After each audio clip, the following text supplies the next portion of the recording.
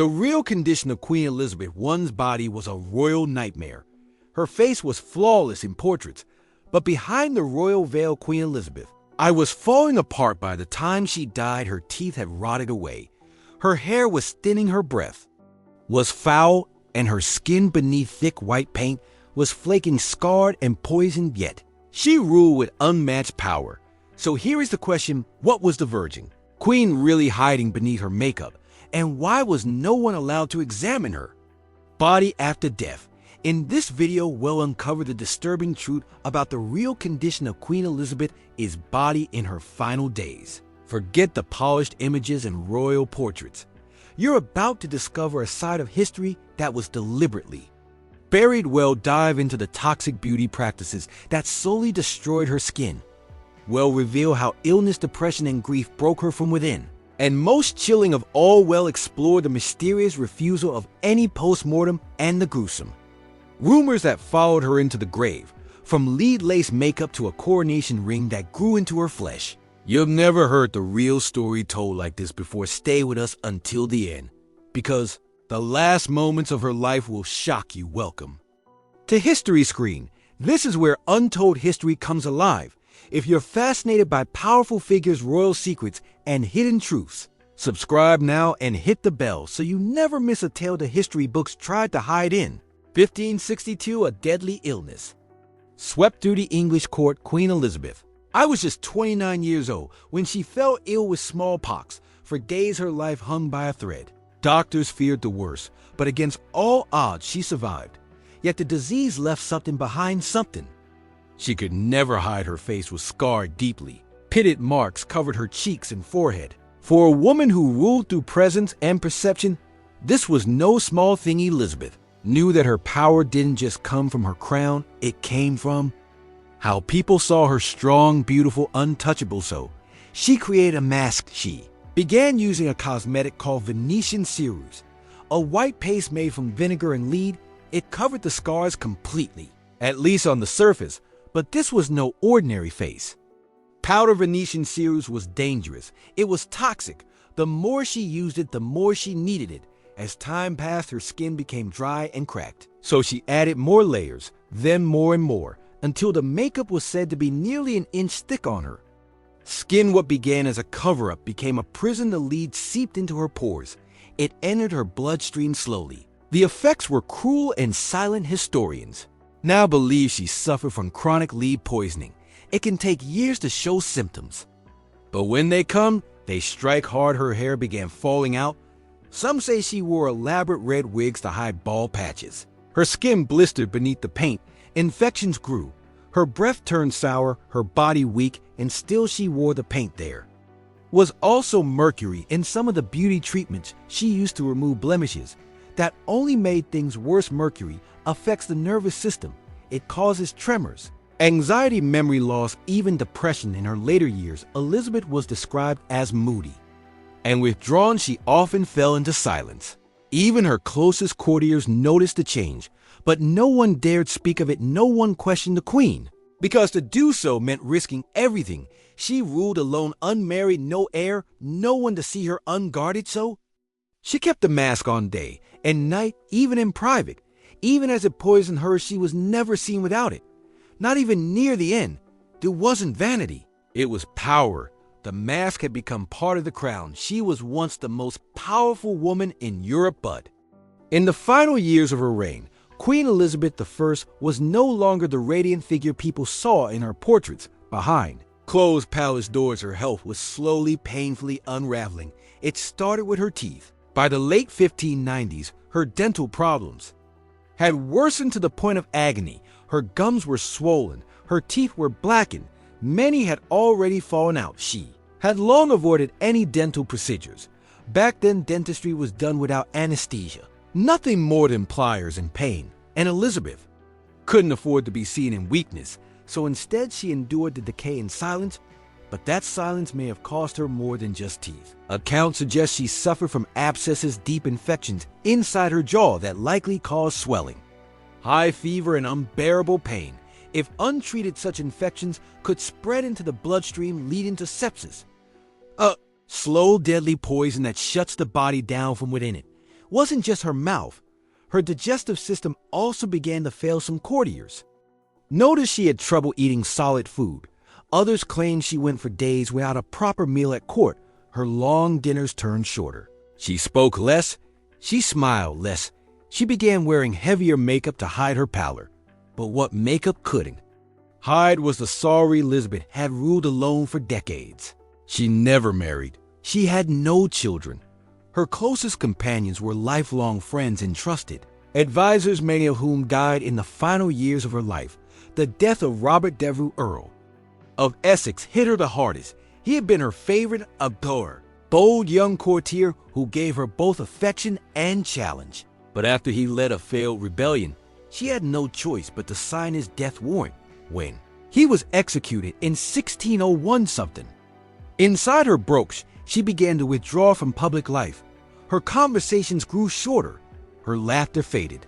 The queen, who once danced through palace halls, now stood still, silent, staring at the floor for hours. Witnesses said she would sit completely motionless, refusing to sleep, refusing to eat.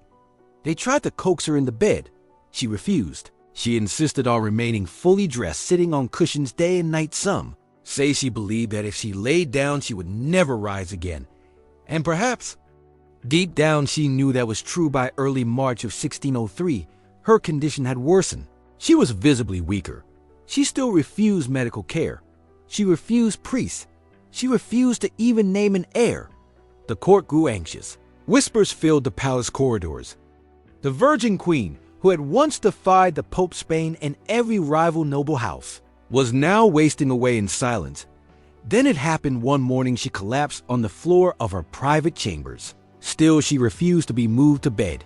She remained lying on the cushions, eyes barely open, lips sealed. Doctors and nobles stood helplessly around her. There was no cure, no comfort, only time and waiting. What caused the final breakdown of her health is still debated. Some believe the slow poisoning from her makeup had taken its toll. Others suggest grief, depression, and untreated infections all collided at once. But in those final hours, one thing was clear. The queen who had ruled England with steel and silence was now trapped in a body that no longer obeyed her. For 45 years, Queen Elizabeth I wore the same coronation ring. It wasn't just jewelry, it was a symbol of her power. Designed in the shape of a crown with a secret locket holding portraits of herself and her mother, Anne Boleyn. She wore it every single day since her coronation in 1559.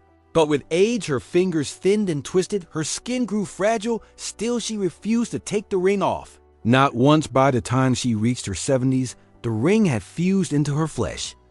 It became part of her hand. The skin around it darkened, swelled. Hardened servants eventually had to cut it off, carefully slicing away skin that had grown over the golden band. Within a week of its removal, the queen was dead. Some whispered that the ring had kept her alive, that its removal broke something within her. Others believed it was simply the final sign of a body that could no longer hold together. In her final weeks, Elizabeth stopped speaking. She sat still for hours in silence. Eyes seemed distant. Her mind wandered. Those around her asked if she wished to lie in bed. She refused. Again and again, she stood for hours leaning against cushions, refusing food, refusing sleep, barely drinking when someone tried to move her to rest. She waved them away. The once mighty queen was now a shadow, silent, still, and skeletal. When the time came to name an heir, she could no longer speak. Her counselors begged her for guidance. She didn't say a word, but she raised her finger slowly, deliberately. She pointed toward the Scottish ambassador. It was a clear gesture. James VI of Scotland was her chosen successor. No written document, no official statement.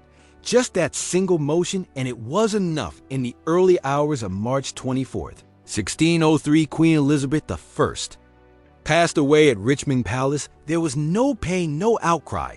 She simply drifted into silence and did not return. It was the end of the Tudor dynasty, the end of an age. But what came after sparked questions that still linger to this day. No autopsy was performed. No physician was allowed to examine her body. Not even the closest courtiers were permitted to look upon her remains. Recent historians believe it was carefully planned, a calculated move. She had ruled for decades as the Virgin Queen. An icon of beauty, strength, and control, her image was crafted, protected, and worshipped. But the truth of her physical state, rotted teeth, scarred skin, sunken eyes, and poisoned flesh threatened that. Legend to show her true body would have shattered. The myth, it would have exposed the decay beneath the crown, and so the final chapter of her life was sealed in secrecy. No one ever saw what lay beneath the layers of silk, powder, and jewels. No one ever would. After Queen Elizabeth I passed away on March 24, 1603, her death marked the end of an era, the final breath of the Tudor dynasty. But even after her body was laid to rest, her story refused to stay silent. In fact, it only grew louder, stranger, and more grotesque. One of the most disturbing legends came not from her life, but from her coffin. It said that sometime after her burial, Elizabeth's body exploded inside her lead-lined casket. Yes, exploded. The tale goes like this, because her body was embalmed and then sealed tightly within a lead coffin. Gases from decomposition built up over time. With nowhere to go, the pressure grew until, eventually, her body burst inside the tomb, shattering the silence of the crypt in a final gruesome act. Some claimed the explosion was so severe it cracked the coffin.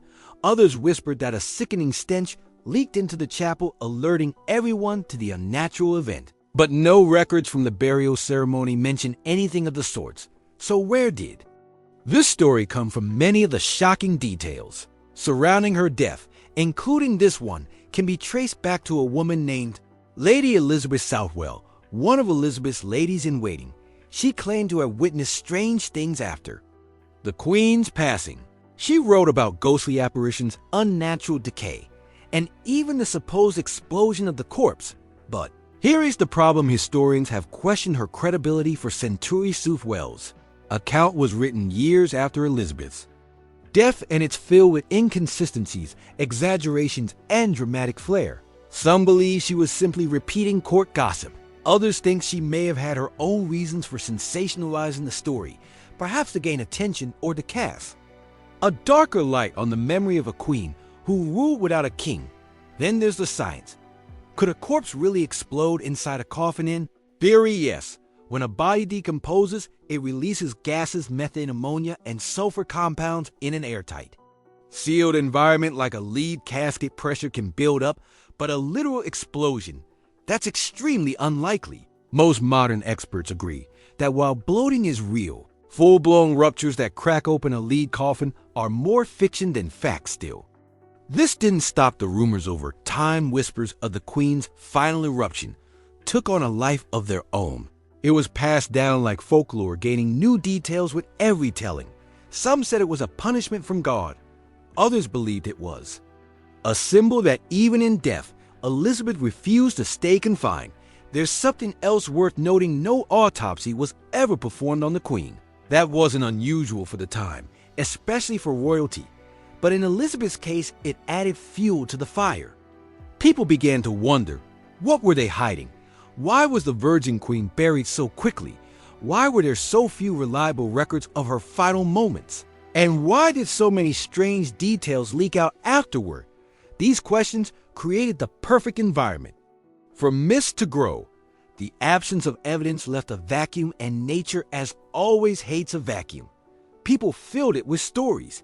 Some whispered that she died not from old age, but from poisoning, either by her own makeup or by political enemies. Others believed her decay was unnatural, a sign of divine punishment for never marrying. There were even rumors that Elizabeth had died earlier and that a body double had taken her place in the final days to preserve national stability. None of these tales have been proven, but they show just how powerful her image truly was. Even in death, the mystery of her body became part of her legacy. What was hidden in life remained hidden in death, wrapped in silk, sealed in lead, and buried beneath layers of royal secrecy and myth. Yet centuries later, we're still asking the same question: what really happened to Queen Elizabeth? Beneath the crown, the velvet gowns, and the flawless portraits, Queen Elizabeth I was falling apart. Her skin was corroded by poison, her teeth black and broken, her body weakened by age, grief, and silent suffering. The woman remembered as England's greatest monarch had spent years hiding scars with white lead, campaigning power over pain. She had no husband to lean on, no heir to name openly until her final breath. What she had was an image to protect, and that image came at a cost. Body became a battleground where public perfection clashed with private decay. Every morning layers of makeup and wigs were added to cover what time had stolen. Yet behind the mask the queen withered. And when death finally came, silence followed. No postmortem, no honest record, just secrets and rumors diverging. Queen, once the face of English glory, was buried in a lid coffin sealed tightly. Her condition never truly revealed. She ruled with unmatched strength. She defied kings, popes, and enemies abroad. But in the end, even the throne couldn't save her body. So, as history paints her in gold and white, remember what was underneath. Remember the price of power and how even a queen, when stripped of her crown, becomes just another fragile soul.